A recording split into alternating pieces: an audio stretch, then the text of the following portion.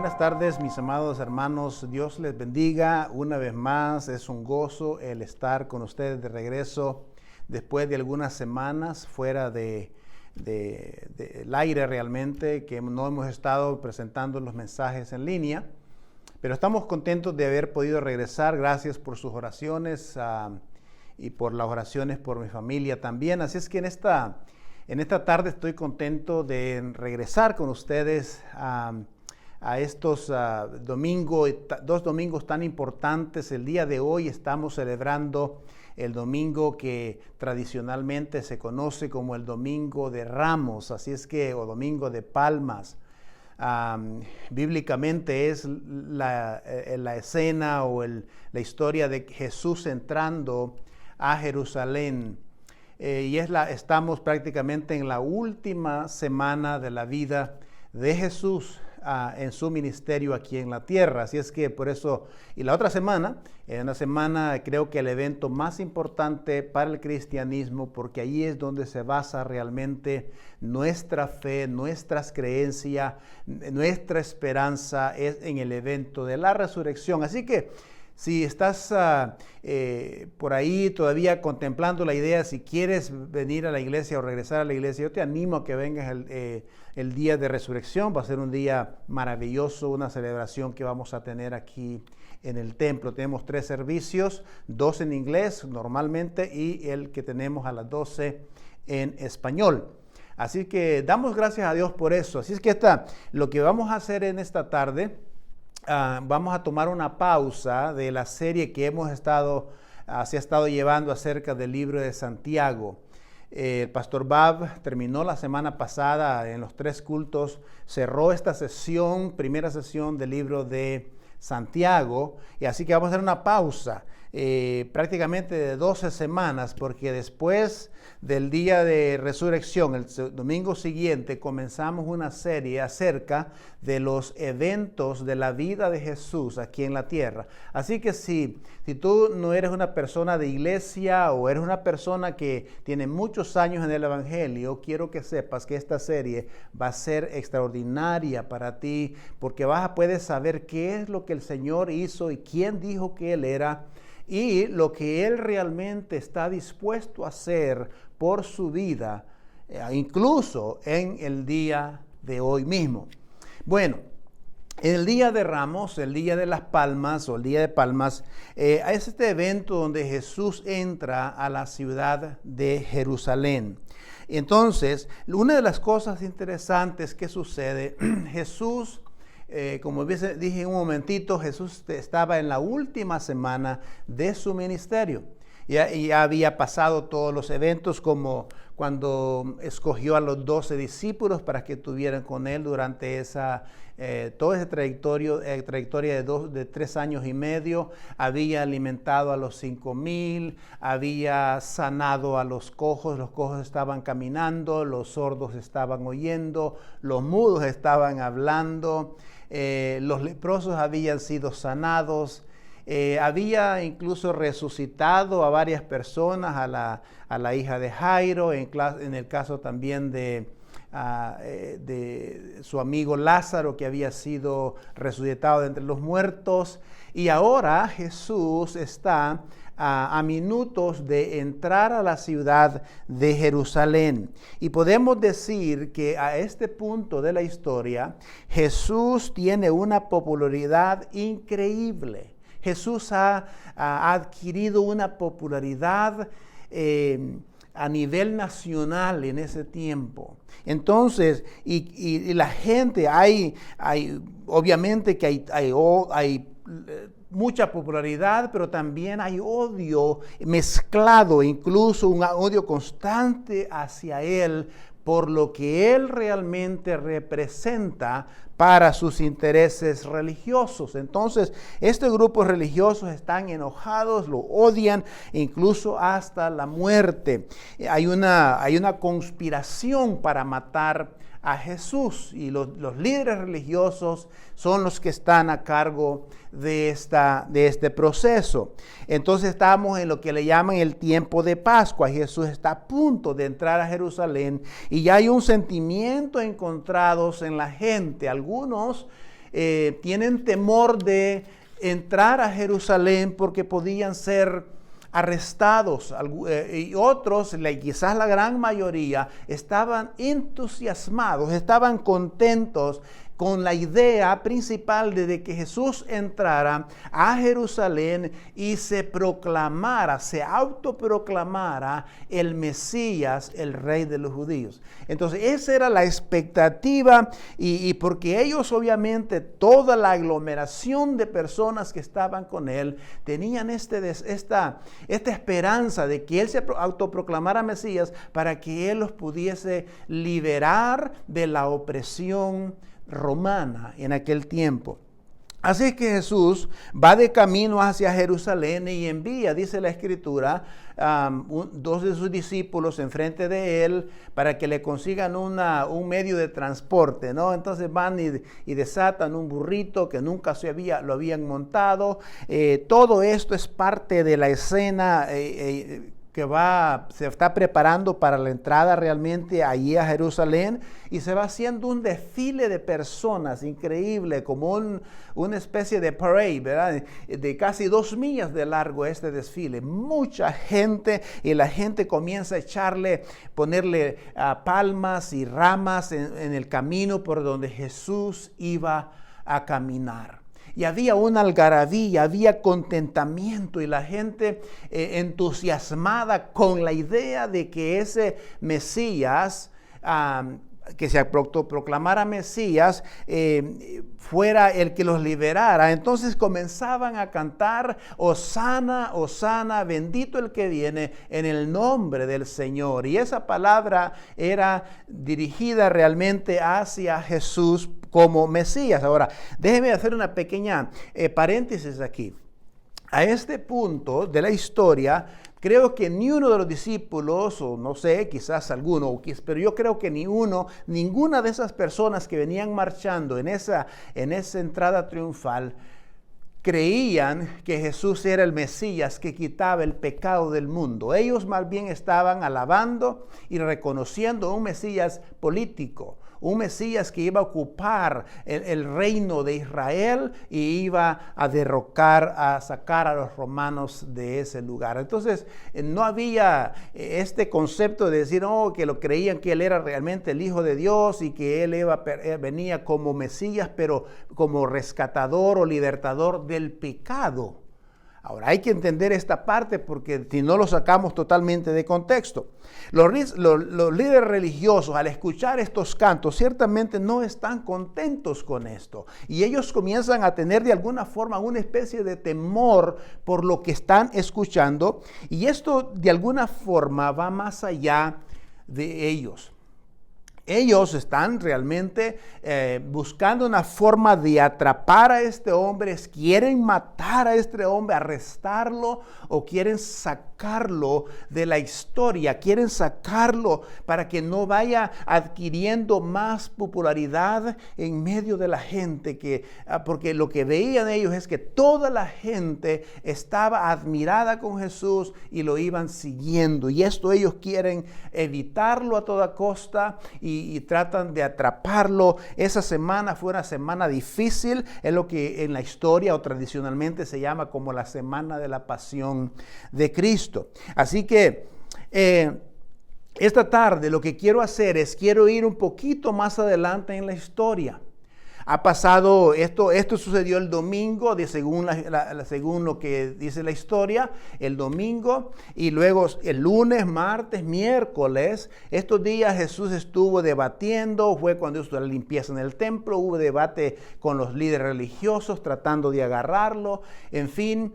Luego el día jueves es el día donde se celebra la Pascua, la cena pascual, y de donde Jesús también se sienta con sus 12 discípulos y celebran la cena, dice la Biblia. Ahora, lo que yo quiero hacer en esta tarde, quiero irme y vamos a hablar de la porción de la Biblia de donde Jesús termina la cena, Ve que hay la cena pascual, se sienta con sus 12 discípulos, e incluyendo a Judas Iscariote ahí.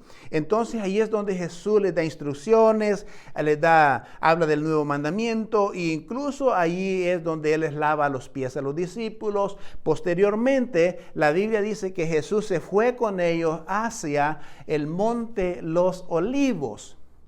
Ok, ahí vamos a comenzar en esta tarde, cuando Jesús se va hacia el monte de los Olivos, a este jardín, probablemente era privado quizás, se llama Getsemaní. Y Getsemaní realmente lo que significa es prensa de aceitunas, o donde quizás procesaban las aceitunas para sacarles el aceite.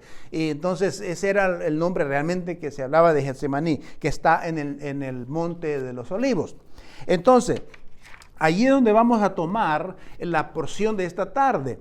Y hay una cosa muy importante que quiero mencionar en cuanto a esta lectura. Son, creo que 20 versículos, así que déjenme leérselos a ustedes con todo el cuidado posible. Dice la palabra de Dios así.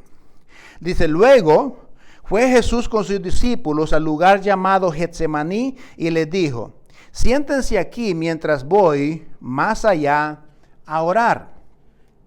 Dice, se llevó a Pedro y a los dos hijos de Zebedeo y comenzó a sentirse triste y angustiado. En tal angustia que me invade, que me siento morir, les dijo. Quédense aquí y manténganse despiertos conmigo. Él quería la compañía de los discípulos, de sus amigos. Dice, yendo un poco más allá, se postró sobre su rostro y oró. Y dijo, Padre mío, si es posible, no me hagas beber este trago amargo, pero no sea lo que yo quiero, sino lo que tú quieres. Luego volvió a donde estaban sus discípulos y los encontró dormidos. ¿No pudieron mantenerse despiertos conmigo ni una hora? Le dijo a Pedro. Estén alertas y oren para que no caigan en tentación. El espíritu está dispuesto, pero el cuerpo es débil, dijo Jesús. Por segunda vez se retiró y oró, Padre mío, si no es posible evitar que yo beba este trago amargo, hágase tu voluntad. Quiero que vayas analizando estas palabras, hágase tu voluntad, esto es muy importante. Cuando volvió otra vez, los encontró dormidos porque se les cerraban los ojos de sueño. Así que los dejó y se retiró a orar por tercera vez diciendo lo mismo. Volvió de nuevo a los discípulos y les dijo, ¿siguen durmiendo y descansando? Miren, se acerca la hora y el Hijo del Hombre va a ser entregado en manos de pecadores. Levántense, vamos, ahí vienen el que me traiciona. Todavía estaba hablando Jesús cuando llegó Judas con los 12. Lo acompañaba, dice, una gran turba armada con espadas y palos, enviadas por los jefes de los sacerdotes y los ancianos del pueblo. El traidor les había dado esta contraseña: al que le dé un beso, ese es, arréstenlo. Enseguida Judas se acercó a Jesús y lo saludó. Rabí, le dijo, y le besó. Amigo, le replicó Jesús, ¿a qué vienes? Entonces los hombres se acercaron y prendieron a Jesús. En eso, uno de los que estaban con él extendió la mano, sacó la espada e hirió al siervo del sacerdote, cortándole la oreja. Guarda tu espada, le dijo Jesús, porque los que a hierro matan, a hierro mueren. ¿Crees que no puedo acudir a mi Padre y al instante pondría a mi disposición más de 12 batallones de ángeles? Pero entonces, ¿cómo se cumplirán las escrituras que dicen que así tiene que suceder?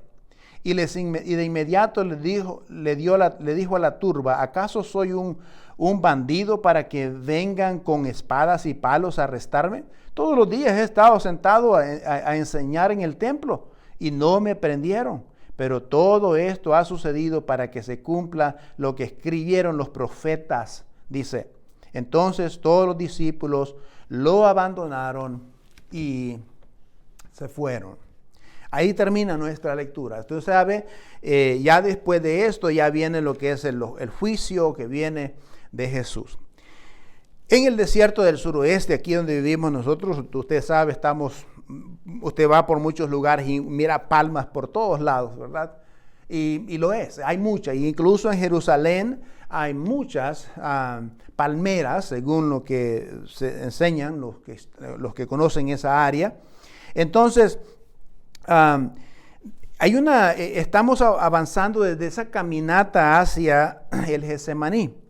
Y hay una cosa que es importante entender. No vamos a hablar de las palmas, pero sí quiero hablar de las palmas de Jesús, de 3 palmas. Vamos a ponerle nombre a 3 palmas de Jesús, de las cuales Jesús ahora mismo está lidiando. Ahora, hay una palma que quiero comenzar. La primera palma que vamos a hablar es la palma del miedo, de la aflicción, de la aflicción.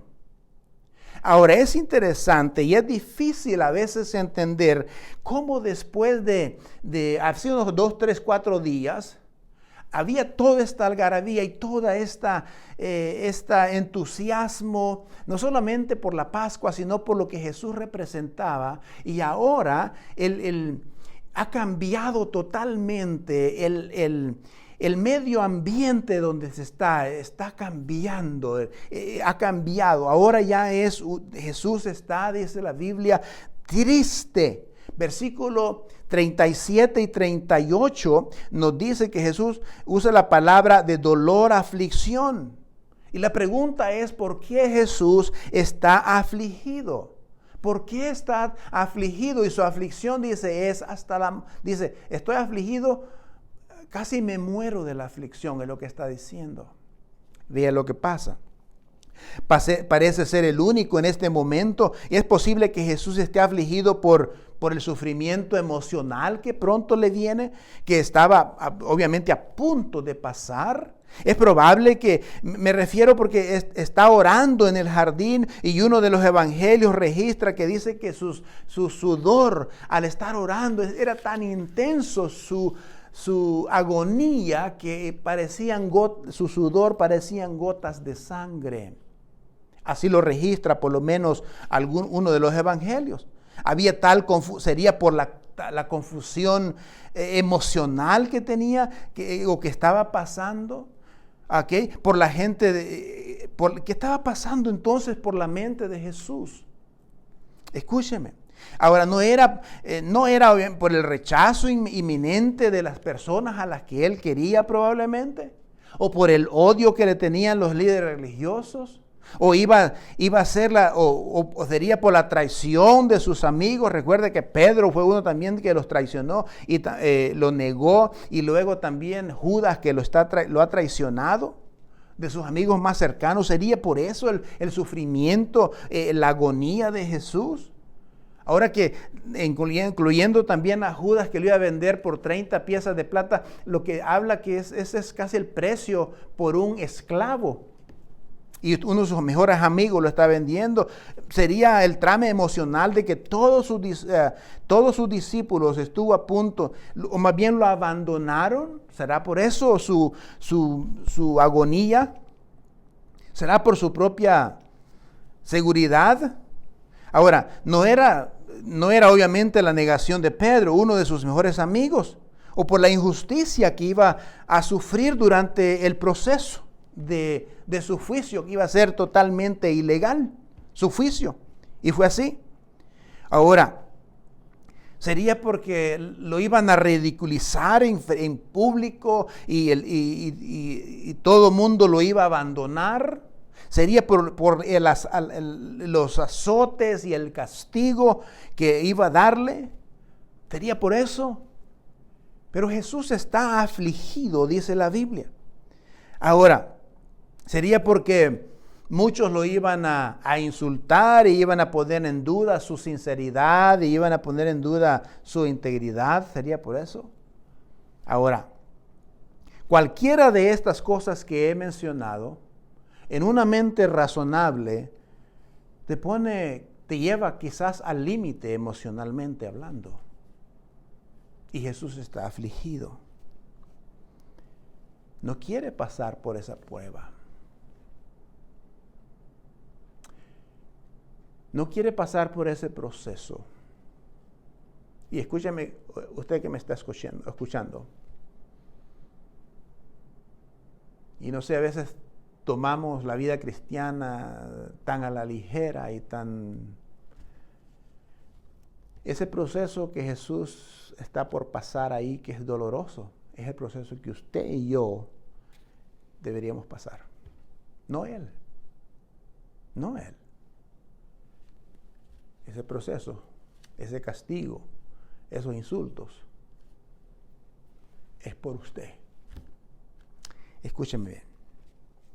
Entonces, Jesús estaba realmente afligido por los sufrimientos físicos que estaba a punto de soportar. Dice el versículo 38, dice que Él se entristeció hasta la muerte, porque estaba a punto de suceder físicamente, por lo que estaba a punto de suceder físicamente. No había peor manera de morir en aquel tiempo y hoy quizás, que es la muerte de la cruz. Es una muerte por aflicción realmente. En el caso de Él, fue torturado hasta lo sumo. Quizás el grado de tortura, ni la película esa de la pasión de Cristo expresa el grado de sufrimiento y de tortura que Jesús sufrió. Y Jesús entonces está afligido. Ahora, ¿qué es lo más tremendo que sucede aquí? Y creo yo, el 100%, que Jesús no tuvo miedo a morir. Jesús no tenía miedo al morir, porque enfrentó a la muerte con valentía y con paz, pero nadie en su sano juicio mira hacia la tortura o a todo lo que viene, a la muerte de la cruz como algo tan sencillo. Tenemos un deseo tan fuerte de vivir y no queremos morir, y esa era parte de la humanidad de Jesús. Tal vez fueron la corona de espinas, quizás fueron la lanza, quizás fue el dolor que sufrió, los clavos puestos en sus manos y en sus pies, o la laceración de su cuerpo por los azotes. Aún así no creo que Jesús estuviera afligido emocional o físicamente, tanto como lo está por el aspecto espiritual. Y aquí es lo más importante de esto. Yo creo que su dolor y su sufrimiento y su agonía era porque estaba a punto de llevar en sus hombros, escúcheme bien, el Dios Todopoderoso, el Dios Santo, el Dios Creador del cielo y la tierra, hecho hombre como ser humano. Está a punto de llevar toda esa carga del pecado, de la suciedad, de la rebeldía, del orgullo suyo y mío. Nuestra rebeldía está a punto de llevarlo en sus hombros. Y por eso podemos entender las frases que dijo desde la cruz, donde le dice al Padre: Padre, ¿por qué me has abandonado? Porque en ese momento toda la podredumbre suya y mía del pecado, de nuestra rebeldía, de todo nuestro orgullo estaba puesto en sus hombros. Y por primera vez Él veía venir todo eso sobre su cuerpo. Entonces es la primera palma, la palma del sufrimiento, de la aflicción. La segunda palma es la palma de la rendición. Esto está dispuesto a decir no. Él está dispuesto a decir no quiero pasar este momento. Él puede decir: ¿sabe qué, Señor? Yo no quiero pasar por esto. Pero hay una cosa importante, es que Jesús dice: pero que no se haga como yo digo, como yo quiero, sino como tú quieras, Padre. Y el Padre había ya designado de que su hijo, tenía que morir por el pecado. Había que pasar por eso. Y Jesús está rendido a la voluntad del Padre. Está rendido a la voluntad del Padre. Mire, el apóstol Pablo habla de la primera Adán y el segundo Adán. El segundo Adán se refiere a Jesucristo. El primer Adán obviamente se refiere a Adán, el primer hombre. Pero Jesús vino casi a restablecer a todo el regadero que hizo Adán, el primer Adán en el jardín del Edén. Ahora, casi 4,000 años después, Jesús está tratando de recomponer eso por una cosa, porque Jesús tuvo que recompensar el jardín del Edén dándole al primer Adán, porque el primer Adán, por ejemplo, hizo su propia voluntad y provocó que la humanidad pecara o cayera en pecado, porque el primer Adán hizo su propia voluntad. El segundo Adán, que es Jesucristo, dice, yo no quiero que sea como yo quiero, pero quiero que sea como tú quieres, oh Padre. Y por eso, fíjese, trajo realmente a toda la humanidad, trajo salvación y vida eterna. El primer Adán renunció a su propia, siguió su propia voluntad. El segundo Adán renunció a su propia voluntad. El primer Adán dijo que se haga mi voluntad y eso provocó la muerte de los seres humanos. El último Adán dijo, yo voy a morir, y como resultado de esa muerte en la cruz vino la salvación para usted. Pero piense por un momento, ¿qué hubiera pasado si Jesús no se hubiera sometido al Padre? Si Jesús no estuviera rendido hacia Él, ¿sabe qué? Usted y yo no tuviéramos salvación ni esperanza. Estuviéramos destinados realmente a morir en nuestros pecados y por ende en el infierno. Así que creo que usted y yo debemos de estar agradecidos con Dios porque Él se sometió a la voluntad del Padre, fue obediente. Y yo a veces me pregunto, ¿cuál es nuestra respuesta a eso? A veces no queremos ni servir al Señor, a veces no queremos ni venir a la iglesia para adorar con otros creyentes y hablamos que somos creyentes, está bien, pero hay una cosa interesante. A veces no queremos dar a nuestra voluntad, nos rehusamos a hacer la voluntad del Padre. Imagínense qué sucedería si Jesús no se hubiera rendido a la voluntad del Padre, no hubiese esperanza. Usted y yo estuviéramos destinados para el infierno. Debemos de estar agradecidos al Señor porque Él, a medida que Él se rindió a eso, Él trajo la esperanza a nosotros. Luego tenemos la tercera palma, que es la palma de la sumisión. La sumisión aquí es donde Jesús está sometiéndose. Mira, el Rey de Reyes, Señor de Señores, se está sometiendo a los seres humanos, porque los seres humanos, en este caso los líderes religiosos y romanos y la gente lo quieren, lo van a crucificar. Entonces Él se está rindiendo a Él, se está sometiendo a Él. Los soldados romanos, dirigidos por uno de sus amigos, fíjese, viene a buscarlo, lo vienen y lo apresan. Y por ejemplo, él pudo haber sentido que el suelo temblaba, así Jesús vio esto que venía. Pudo, por ejemplo, haber escuchado los gritos de la multitud, pudo haber visto las antorchas y sonidos, pero Jesús no se resistió. Jesús no se resistió. Ahora, fíjese bien, Él no se resistió. E hizo exactamente lo que había hecho, que hizo que había rendido a Dios. Así como se había rendido a Dios a su voluntad, se está sometiendo a la gente. Ahora, sometido a la humanidad. Había una multitud de soldados que vinieron a buscarlo. Algunos creen que eran más de 1000 personas, hombres armados que vinieron a buscarlo contra palos y espadas y todo eso. Al príncipe de paz. Venían a buscar al príncipe de la paz.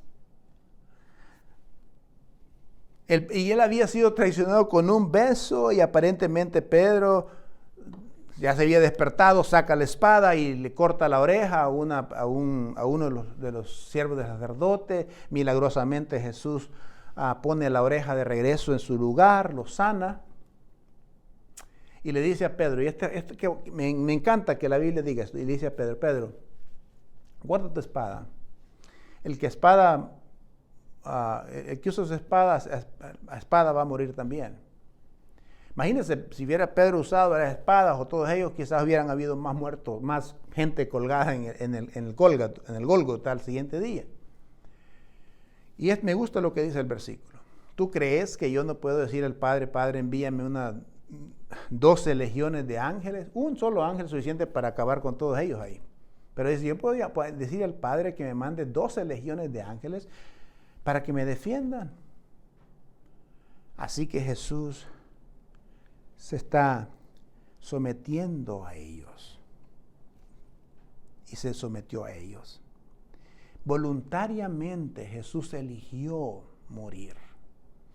Dice un versículo, el Hijo del Hombre ha muerto, dice, nadie le quita la vida, Él la pone la vida. Así que a veces le dan mucho crédito a los romanos y a los líderes religiosos y a los que lo crucifican, pero en realidad Jesús voluntariamente pone su vida por cada uno de nosotros. Y usted dice, bueno, ¿cómo esto aplica a mí? Hay la palma de la aflicción, la palma de la rendición a Dios y la palma de la sumisión a los humanos. La palma de dolor. Pero usted y yo, si usted no tiene a Cristo como Señor y Salvador de su vida, posiblemente usted tiene esa palma del dolor y el sufrimiento, porque la Biblia habla de dos lugares. Habla de la gloria y habla del infierno. Y el infierno no es el lugar donde Dios quiere que vayas.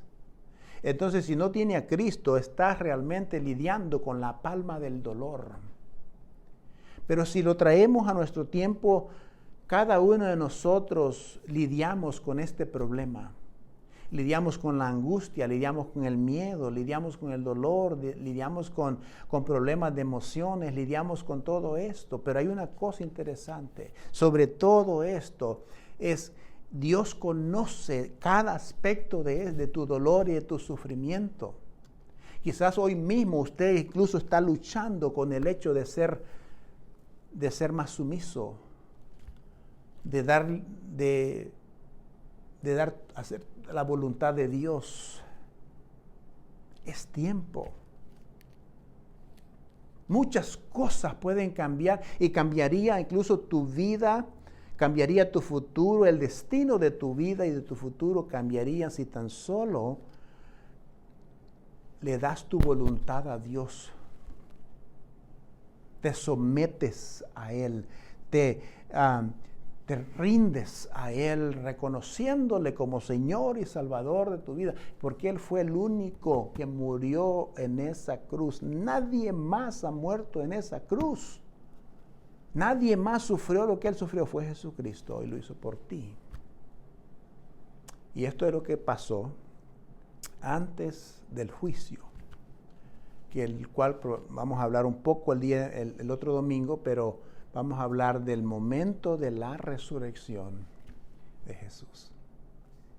Así que Dios me los bendiga en esta tarde y espero que este mensaje pueda ser de bendición o haya sido de bendición para usted. Que Dios te bendiga, déjeme orar. Padre, yo te alabo y te bendigo y te doy gracias, Dios, por Jesucristo. Porque Él fue, aunque sufrió el dolor y la aflicción y preocupado y todo y miedo a la muerte, Él no se echó para atrás. Gracias porque Él se sometió a ti e hizo la voluntad tuya. Gracias porque se sometió incluso, se hizo sumiso a la gente, a los seres humanos, y murió en la cruz, pero resucitó al tercer día y ahora nosotros tenemos a través de Él vida eterna, porque Él dijo que Él era el camino, Él era la verdad y Él era la vida. Y gracias por ese sacrificio en el nombre de Jesús. Amén y amén. Que Dios me lo bendiga. Gracias.